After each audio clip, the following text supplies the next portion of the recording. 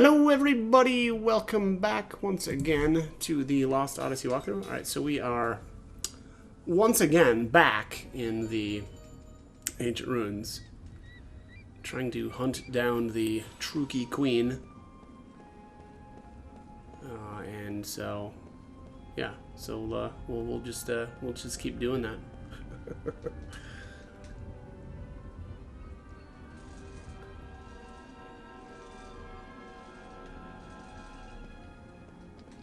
Alright. Heading back in.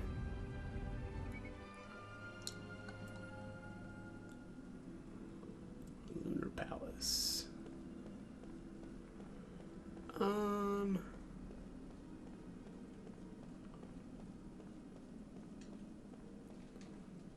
know if this is really the best way to go here, but we'll see.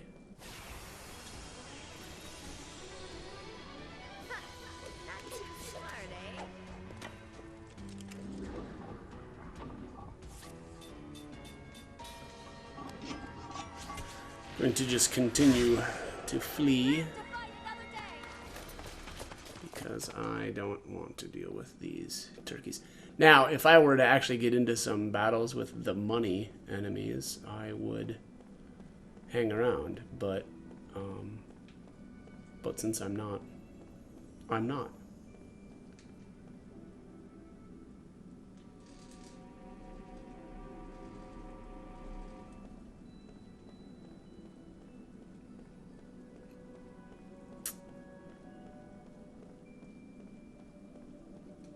Oops. Nope, not that way.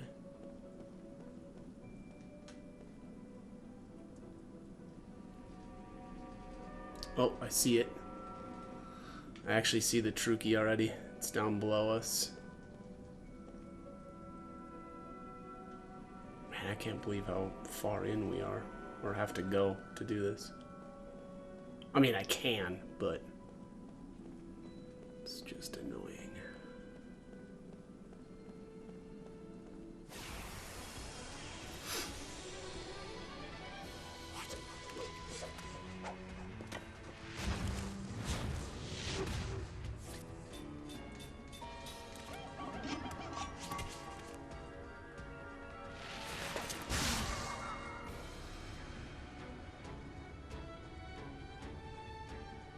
Nice. Another 5 flee attempts failed right in a row. Come on. Come on, guys. Come on.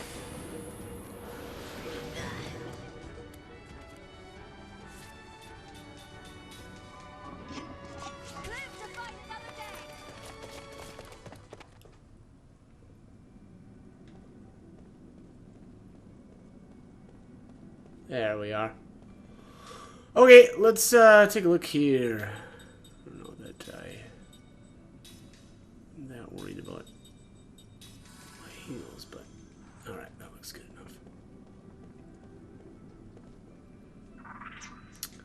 You there, halt! Why have you come to my palace? Did this foul creature just say something to us? Silence! I am the queen of the Truki tribe, the ruler of this very land. Insolent humans, how dare you show your faces here after stealing our tribe's treasure? What's this thing here talking about? Your treasure? I don't have the slightest clue about it. I'm not be tricked by your deceit. Surely you know of the Truki talisman, the great symbol of our fellowship.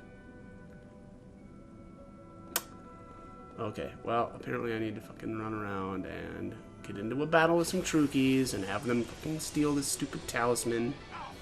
Give me a break.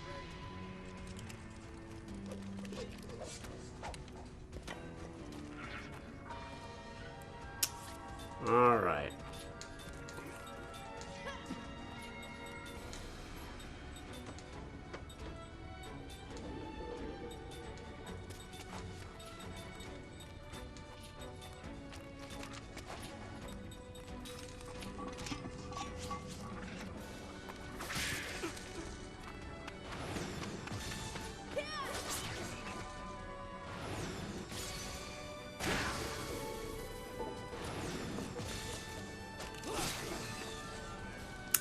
Poisonous bones.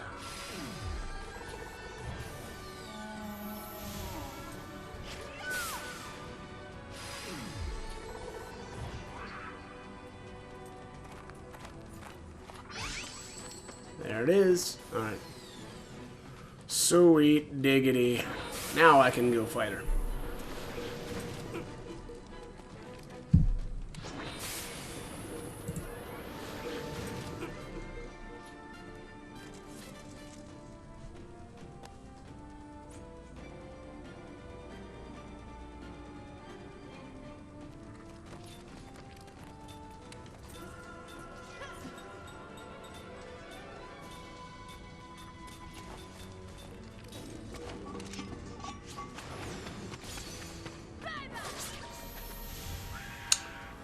So I think the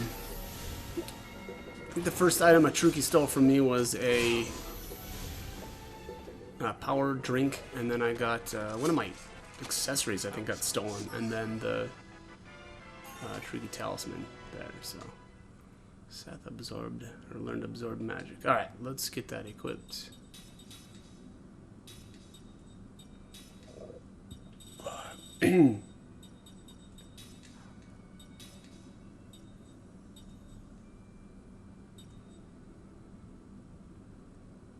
Wow, double gold takes 100 SP? Jesus, what?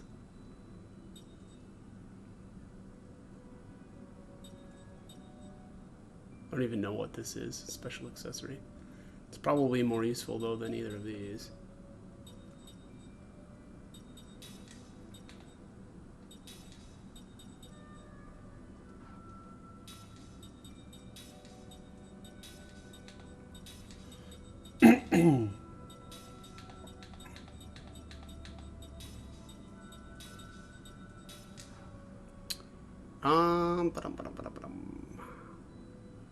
Yeah.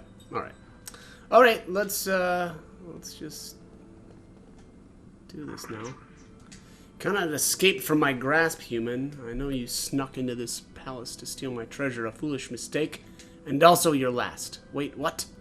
This thing keeps blabbering nonsense in my direction. What the hell does it want?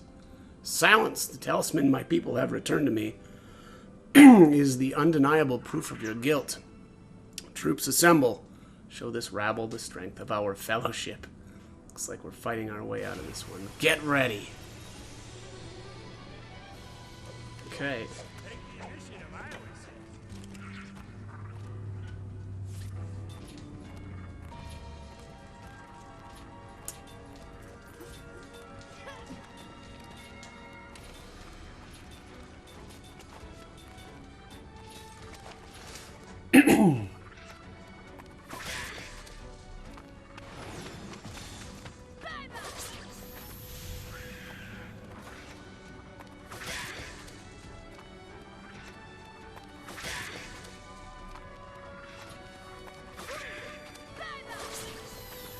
Ooh, nice counter. Boom. Can't even one-shot the guy, though. Pretty sad, buddy.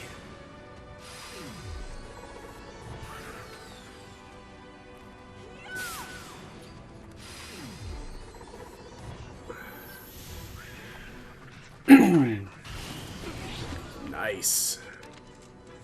So item blast is doing 2,000 damage, which I believe is 500 per item that they've stolen. So I guess they actually have stolen 4 items from me, which I didn't realize was the case. I'm not gonna bother stealing because we'll just get that when we kill this thing anyway. Actually, you know what? I'm gonna steal anyway, just because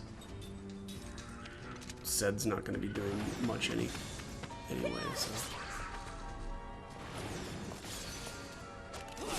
Yeah.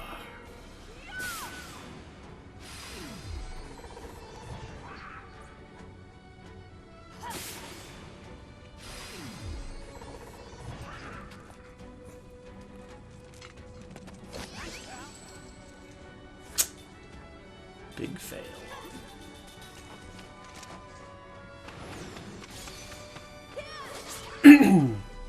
Well, look at there.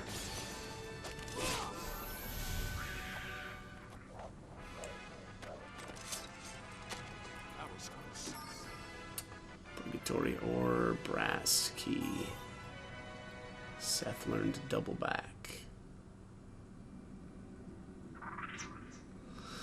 Talisman is back, yet it was not able to bring us victory. Is this the extent of our fellowship? Look, just hold on for a minute, would you? We have no idea what you're talking about. Oh, but you must know of the Truki Talisman. With my own hands, I granted this talisman as a symbol of fellowship to a sorcerer who fought by our side long ago. It has been centuries, and the sorcerer has yet to return, but our fellowship never fades. And you fools tried to take it away from him. Centuries? I hate to break it to you, but he's got to be dead by now. This monster must have been waiting for the sorcerer's return since the time when this place was thriving with people.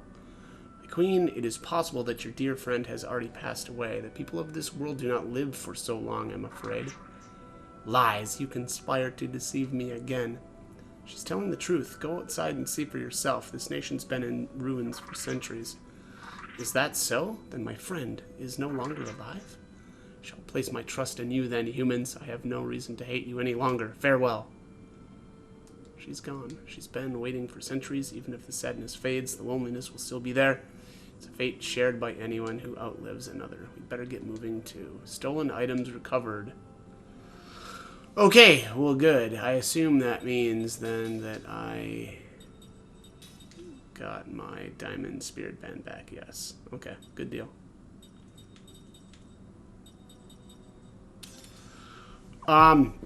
Alright, so I'm going to hack my way back out of here, but I'm not going to, leave my capture software going, so, yeah, so I'll just take a little cut here, and then we'll, do whatever. Okay, so this is the treasure 13, I think, so this is the hint. Let's just see. Is it status? No, it's item. Treasures. Oops. Alright, so art piece from the ruin. So it's right here. Obviously, we couldn't get it the first time we were here because the boss was here, so. Alright, so that's the Lucent Dragon Discus and the Lucent Dragon Ring. Let's have a look here. Obviously, those are going to be for Mac, or at least the Discus is here. Yeah, that's pretty good. And then it's got HP Absorb, MP Absorb, and Crit Level 2. That's actually really, really good. That's a good ring for, I mean, really everybody. Especially like, Seth or Kime. I'll probably... Actually, you know what? Rare item. I'll probably leave them with what they've got. But, yeah, like I said, amazing ring. So, all right, I'm going to cut this one again. And the next, whatever, we'll pick it up when we're outside the ancient. All right. Let's head on over to Ura next. Find it here.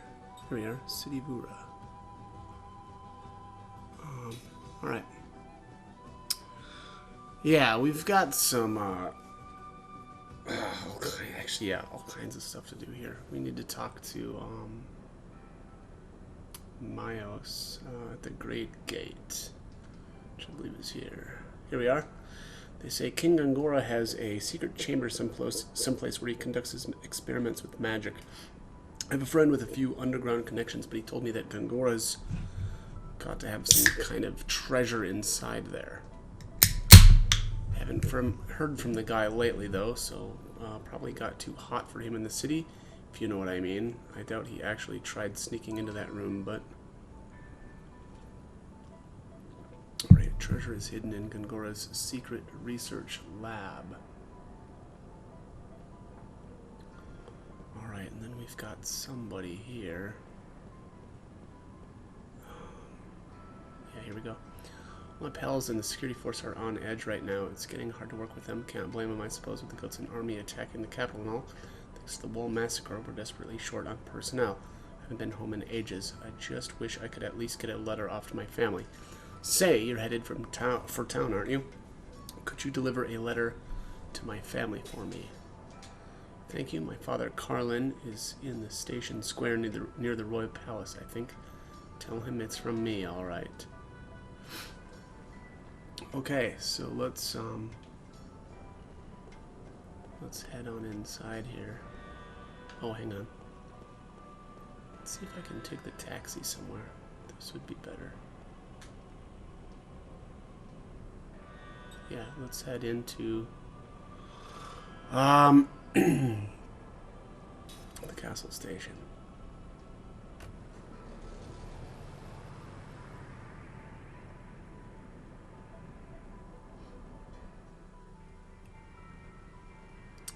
Alright, Castle of Ura Station Square.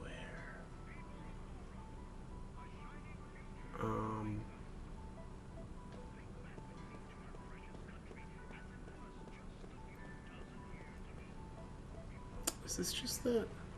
Hang on.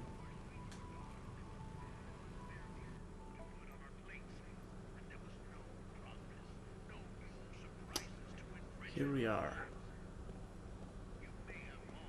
Now, apparently, there are 2 pots in here and a pipe. Yeah, here we are. Alright, let's give him some seeds. 6 seeds for a total of 86. That feels like that means I missed one somewhere. Oh, it's right here. Oh, not there. Aqua's bomb. Here it is. Alright, there it is. Alright. Let's give this guy the seed that we just got.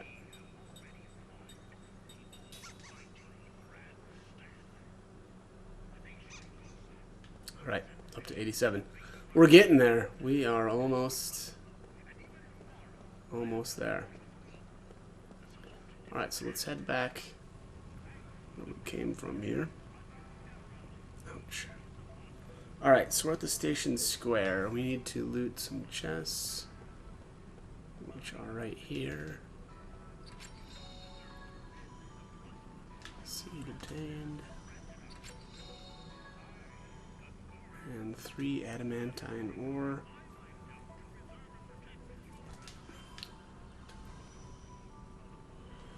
Nostalgic Loginus? King Zypha and Tolton seemed like kind rulers, but supposedly what we need now is a strong king like Gangora. Supposedly, yeah. Magic energy is a terrifying thing. I have no one left to rely on now but Gangora. He says the Grand Staff will protect us, though I'm worried about my son. My son is assigned to guard the Great Gate, but there are so few soldiers left. He must have it pretty rough. His name, it's Yalan, huh? You have a letter from him? Oh, thank you. I hadn't received any word from him, so I was worried. Here, I'll give you this for your trouble. Freedom Armband. Increases skill slots by 5. I like the sound of that. Heck yeah, wow. Let's see here. Double item, double cast. Drain shower, spell counter, weapon guard. Stand ready, auto barrier.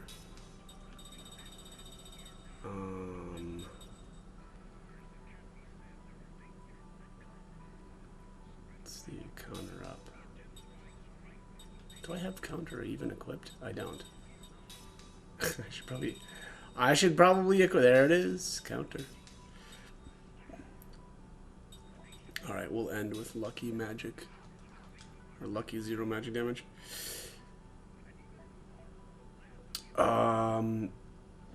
Excuse me.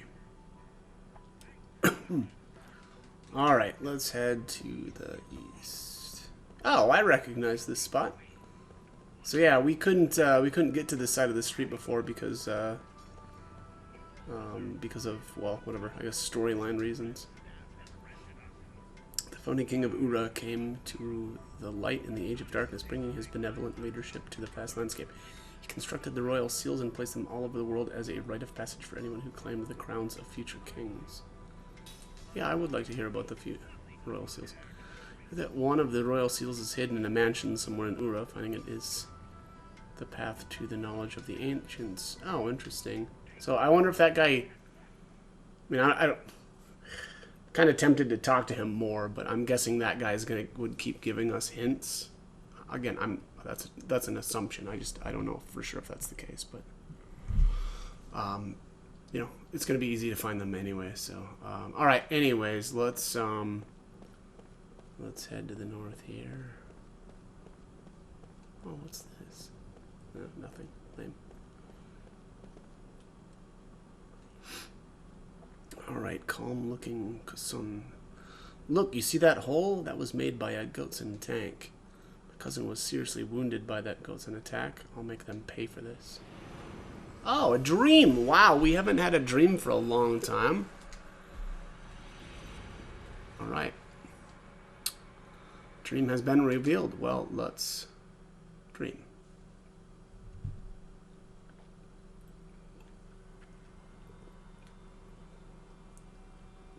An old soldier's legacy.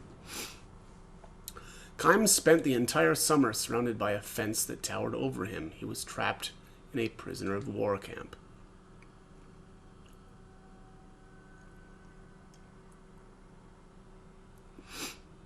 It was a terrible mistake, not his, but the dim-witted, cowardly commander's. Kym was a mercenary attached to the man's regiment. They were invading the enemy's main port city when the officer miscalculated at the end and the unit's line of retreat was cut off. While the troops were prepared for an all-or-nothing charge, the commander almost casually opted for surrender. "Don't worry," he had said to his men before they were locked up. "Whatever happens now, the ultimate victory in this war will be ours. Instead of making a stand and dying for nothing, we'll be much better off if we just quietly let them take us as prisoners of war. We'll be liberated right away in any case." This made perfect sense, but the officer completely misread the feelings of an enemy in the brink of defeat. Having survived hundreds of battles, Kym knew better than anyone how people felt towards prisoners of war after the hated enemy had taken the lives of their friends and loved ones and torched their hometowns. To the members of his platoon, at least, as they were preparing to enter the camp, he whispered, "You'd better forget about any rosy pictures. This could be worse than the battlefield." His words proved all too accurate. Life in the POW camp was bitterly harsh. Day after day, the men were forced to do back-breaking labor on a diet of scraps. The sick and injured went untreated and were not even allowed to rest. To collapse on the job was to die. Indeed, several of the prisoners died not by collapsing on the job, but from brutal beatings for minor infractions. Everyone with access to the camp, both the soldiers assigned to guard duty and ordinary citizens with business there, looked upon the prisoners with hatred in their eyes. Some guards would have swords at them and boast, "I can kill you bastards anytime I like," and certain officers slaughtered one prisoner after another, disguising the killing as accidents.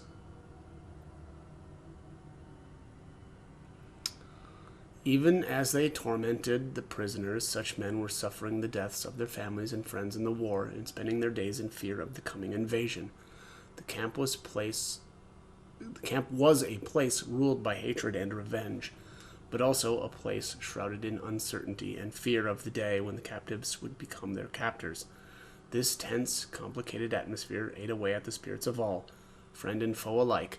The horror of war lay not only in the mutual killing of enemies clashing on the battlefield, but even more so in places such as this that were far from the front lines.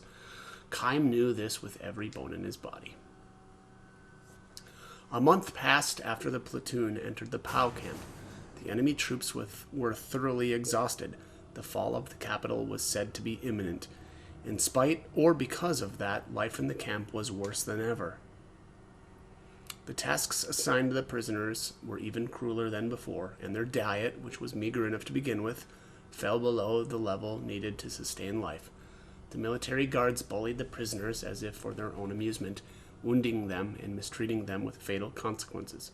All kinds of civilians did their part too, hurling human waste over the fence into the camp, and even if secret stashes of food might be left for them, none of the prisoners dared eat them for fear they might be poisoned.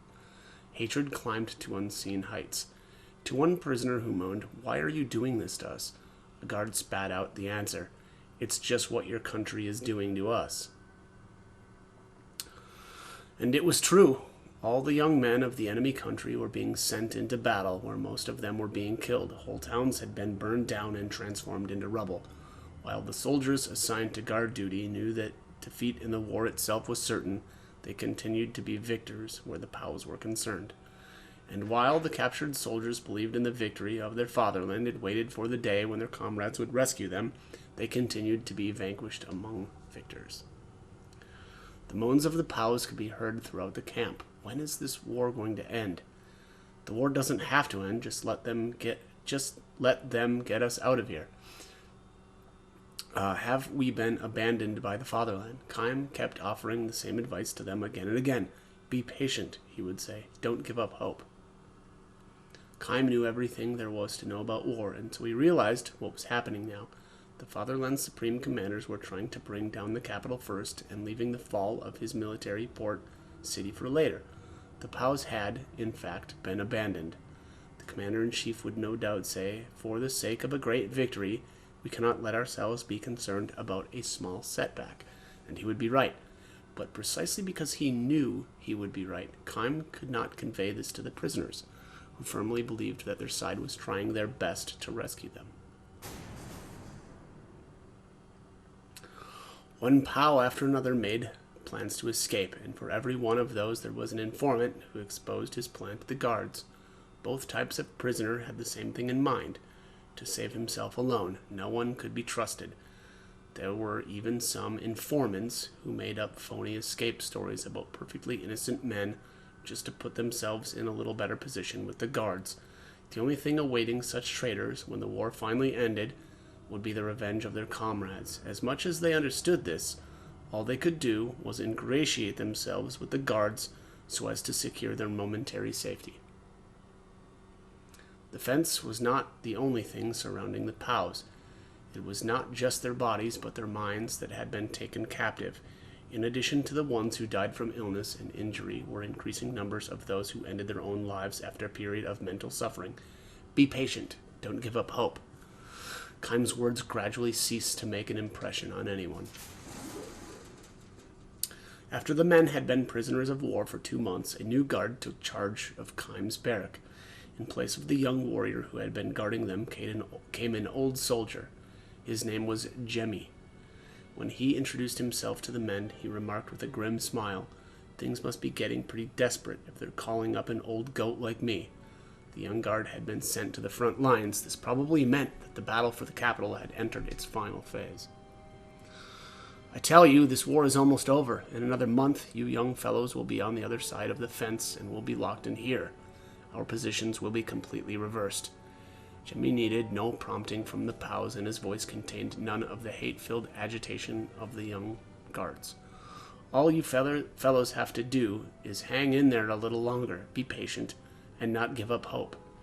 His words were almost identical to Kime's, which meant that Jemmy, like Kime, had experienced many a battle over the years. "We may be in different positions, but deep down we're the same. You men are unarmed prisoners, and will be under your control as soon as you come to occupy the country. I'm what you will be tomorrow, and you're what I will be tomorrow. I don't know how long we're going to go on like this, but if you stop and think about it, isn't it stupid for us to keep hating each other and snarling at each other? Let's at least try to get along." He twisted his wrinkled face into a big grin and laughed aloud. His smile deeply affected the mentally and physically exhausted men. Before they knew it, they were smiling too. This was the first carefree smile that any of them had managed since their capture, or rather, since their time on the battlefield. Jimmy's kindness was not limited to words. Of course, the change of a single guard was not enough to substantially improve the prisoner's treatment. The hard labor and meager food were the same as before, but Jimmy would speak to them with real feeling. "Sorry for working you so hard, but there aren't any young men left in this town to do the muscle work. We're not making you do these jobs to punish or discipline you, but because the town needs your help with these construction projects. I'm sorry we can't give you anything decent to eat. I really am, but everybody outside the fence is starving too. We're all in this together, so try to put up with it." Jimmy would try to order somewhat easier jobs for prisoners who had taken ill, and he would sneak them extra food. That is the kind of guard he was. The prisoners started calling him Uncle Jimmy, and would even joke around with him sometimes. We'd be way better off if the other guards were like you, Uncle Jimmy, said one prisoner, to which Jimmy nodded sadly. I'll tell you what, Uncle Jimmy, said another prisoner, if I had known that there were people like you in this country, I never would have volunteered. I'm not forgetting my place as a pal, but let me shake your hand once. Jimmy allowed himself the faintest of smiles at this and gave the man his hand. You know something, Kime, Jimmy said, sitting down beside Kime during a break in the heavy lifting. It was a clear, beautiful day, but the sunlight pouring down on them had lost its midsummer glare. The season was shifting to autumn. I'd say you're a little different from these other young prisoners. Am I? I know you've seen your share of battles. I can smell it on you. Kime's only reply to Jimmy was a strained smile. Jimmy seemed to have known what Kime's response to his remark would be, and he wore the same kind of smile as he carried on the conversation. Why haven't you escaped? It would be easy for a man like you to break through the flimsy security they have here. You give me too much credit. You could make it by yourself, but taking everybody with you would be tough. Is that why you stayed? Kime gave him another strained smile, saying nothing. Jimmy was right. If he decided to escape on his own, it would be easy for him to climb over the fence. If, however, he managed to gain his freedom, the prisoners he left behind would be punished, or, at the very least, would have to live with increasingly harsh security measures. The young soldiers abandoned in the camp would feel only despair. If he was going to escape, it would have to mean getting everyone over the fence. Most of the others, however, were so wasted away that they were beginning to lose even the strength to go on living. Men like that could only be a drag on his own flight to freedom. You're a kind-hearted fellow, aren't you? Jimmy said. And you're a smart one, too, I'll bet. What do you mean by that? Any soldier with as much experience as you has already seen the handwriting on the wall. The war is over. Another 3 days, maybe a week, and our side is going to announce a total surrender. Right now, we're just making our last stand out of sheer stubbornness. The second the war ends, you prisoners will go free, and we'll take your place. Yes, and? It'll just be a little longer. Really, all you have to do is hold on a little longer. You must know that as well as I do. So you're probably not even thinking of making the effort to escape. When Kime nodded, Jimmy smiled and said, That's fine, I'm just as fed up as you are with all the pointless fighting and hatred. He looked up at the autumn sky, his profile marked by a number of deep wrinkles. On closer inspection, Kime realized that some of those wrinkles were scars left by sword cuts. Let me tell you something, Kime. All right. Our country doesn't have the strength left to make it through another hard winter. I knew that when summer was still here. I see. I just wish we had given up sooner. Then there wouldn't have been so many young men killed in battle and so many towns burned. Jimmy released a deep sigh and added, When this war is over, we're going to have to do whatever your country tells us to do. We can't complain if we're enslaved or tortured to death by the young men who are now our prisoners of war. Kime could not assure him that that would never happen. As a mercenary, he would just go off seeking new employment when this war ended. But this was not true of the other prisoners of war. As the conquerors, they would now have peace. They would return to the lives that they led before. But how many among them would be able to treat the vanquished people with kindness and respect? I think you'll know what I mean, Kime, when I say that you can be as cruel as you like to us old folks when the fighting ends, but please, I'm begging you, be decent to the young men and women and to the children. Don't do anything to them that will make them hate your country. Otherwise, there'll be just another war sometime in the future. 10 years, 20 years, 30 years, maybe even 100 years from now. I don't want any more of this. Countries fighting each other, people hating each other. It happened at that very moment. The violent ringing of a bell began to echo throughout the camp. It was the bell in the watchtower signaling an emergency meeting of the guards. Oh well, gotta go, Jimmy said, standing up. Don't bother going back to work right away. Tell the other fellows everybody can have a little break. He took a few steps before turning to Kime with a smile. You know, if we weren't enemies, I would have liked to have a drink with you sometime. That was the last Kime saw of Jimmy as a guard. The sun was overhead when Jimmy left, but he did not come back, even after it had begun sinking in the west. The next time someone came into the enclosure, it was to the cheers of the pals welcoming the arrival of their countrymen. You're going to be all right now, men. The war is over. It's a huge victory for our side. Jimmy's country had agreed to a total surrender. The guards assembled in the tower were stripped of their weapons, and anyone who resisted was killed on the spot. Get a move on there. Hurry up. The soldiers who, until a short time ago, had ruled the camp were herded into the enclosure with whips and under the threat of drawn swords. The POWs, who until only moments ago had been under their rule, now lined up to stare at their former guards, and before anyone knew it, the guards were being cursed and stoned. Hands tied, the soldiers could not ward off the stones, and before long they were drenched in blood. Jemmy was among them. He stared at Kime, blood gushing from his forehead. His eyes showed no hatred or resentment. He simply gave Kime a little nod, looking straight at him as if to say, "Remember what I asked you to do." Kime shouted to the men surrounding these new prisoners, Stop it, they've surrendered, leave them alone." But liberated from the fear of death and from days of humiliation, his young comrades, wild-eyed and screaming like animals, went on stoning their former guards. "Can't you see who this is? It's Uncle Jemmy. Stop it." One of the soldiers gave him a contemptuous snort and all but spit out the words, "The old bastard was just sucking up to us for when our side won." Another soldier, the young man who had asked to shake Jemmy's hand that day, shouted, "He might act like a good guy, but an enemy's an enemy. And besides, he's just some old geezer from a country we pounded into the dirt."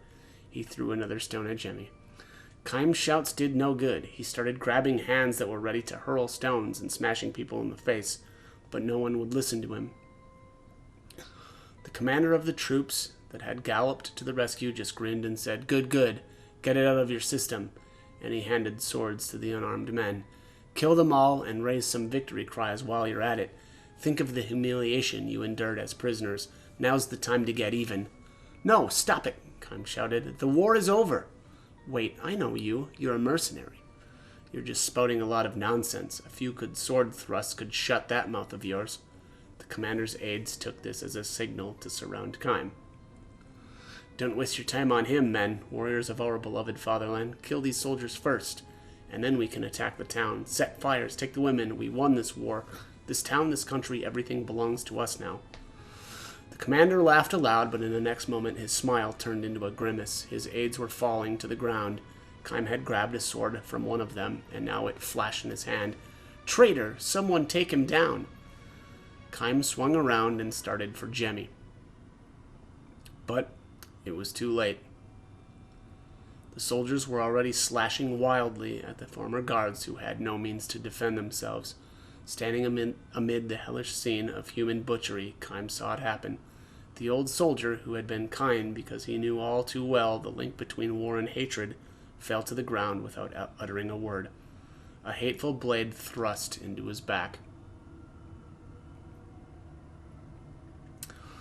Kime made a break for the camp gate. He ran for all he was worth, a soundless roar reverberating inside him. Why did people have to hate each other so? Why did people have to fight each other so? And why was it impossible for people to stop fighting and stop hating? He did not know the answers to these questions. Saddened and frustrated by his own incomprehension, Kime ran at full speed through the rubble of the town.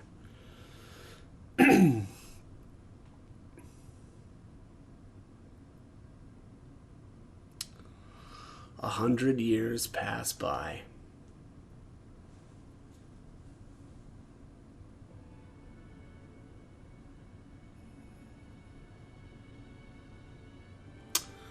"This is it, Kime," the commander says with a smile. "I'm enormously grateful for the magnificent job you've done.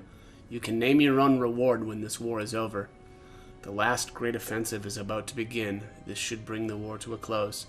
It has taken 100 years.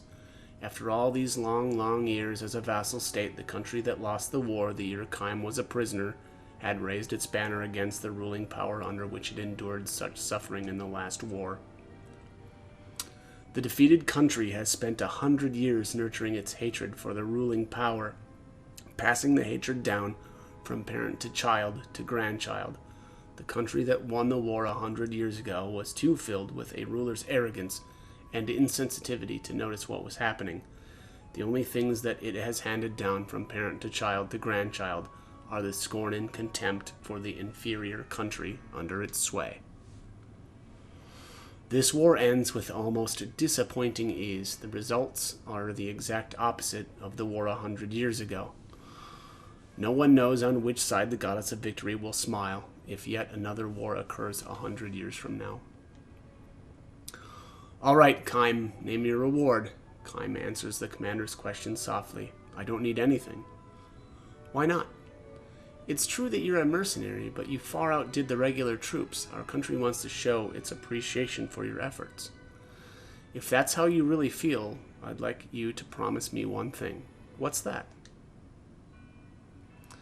Don't make your enemy hate you. What are you talking about? I'm talking about treating the people of the defeated country with kindness and respect. A shocked expression on his face, the commander laughs and says, Aren't you the soft-hearted one? Kaim, however, is deadly serious. This is the legacy an old man from your own country left me 100 years ago. Enough, says the commander, still looking shocked. Dismissed. Kaim himself has no hope that Jemmy's legacy will be fulfilled. The 100-year journey he has taken since that fateful day in the camp has shown him only the selfishness and stupidity of the human race. It will be the same from here on out as well. Indeed, nothing has changed since long before he met Jemmy, and yet, back at his post, Kaim grips his sword and holds his breath. It will change someday. They will see someday. I want to believe that. Unless I believe it, I can't go on with my endless journey. You know what I mean, don't you, Uncle Jemmy? Eyes closed, he can see Jemmy's face smiling sadly. The order goes out to the entire assembled force. Charge! Within the rising clouds of dust, Kaim grips his sword and starts to run. End. Well, that one was devastating. That was just brutal. And I mean, obviously amazing. All right, we are out of time for this one. That dream was very, very long. So, all right, as always, I hope this guide was helpful and hope you join me for more videos. Thanks for watching.